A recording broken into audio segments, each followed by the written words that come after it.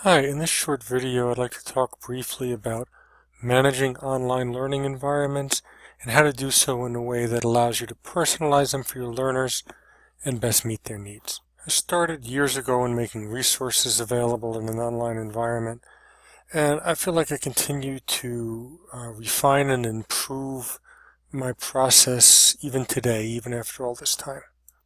In the early years, I built websites from scratch.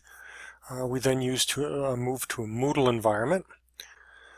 But as so many districts are now adopting a Google environment and using a lot of those tools, we decided to model that environment and work through a Google platform. I teach both hybrid and online courses, and I've made a real effort to design those as a flipped environment, at least for the hybrid courses. So let's start with a quick tour. Here's a typical Google Classroom. You'll note that the topics have been set up, and it's organized in this case by week.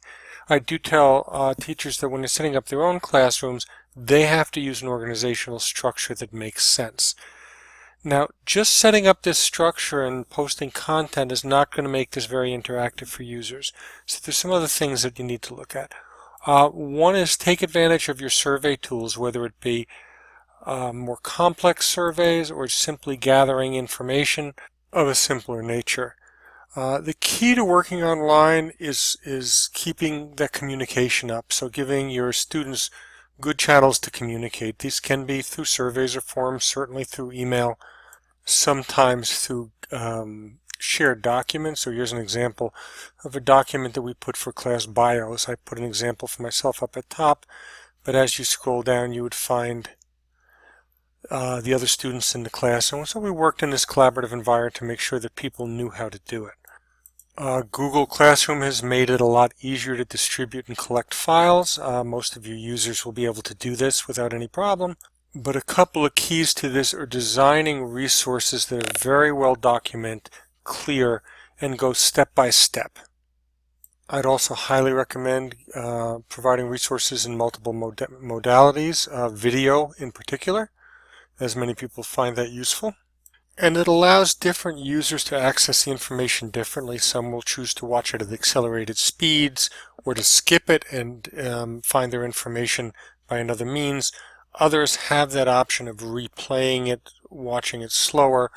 Create activities that give students choice and allow them some autonomy over their work, and be receptive to or open to different student needs. Keep your content organized. You'll note here that I keep a folder with all the class content separate than the actual Google Classroom so that I can reuse it as needed and modify it. Also have all of my videos, etc. hosted in a YouTube channel. Even though I often don't give them the channel itself, I can still feed that to students through Google Classroom. And perhaps most importantly, not only am I using this for myself, but we're using it as a model to give teachers ideas of what they can do with their own students.